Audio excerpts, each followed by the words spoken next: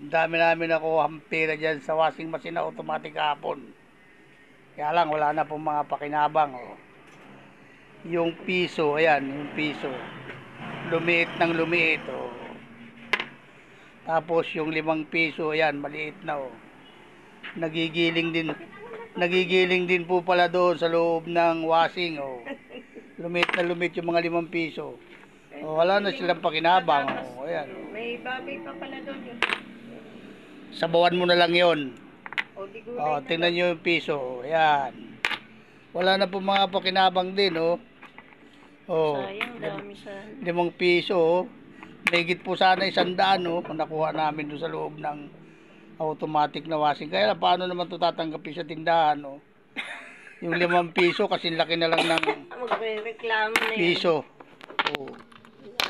Yung piso naman, oh, naging 25 centavos na lang kalaki, oh.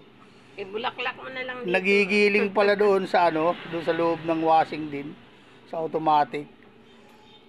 Kaya malum pala nasira yung niyan. Pulse, yung yung gearbox.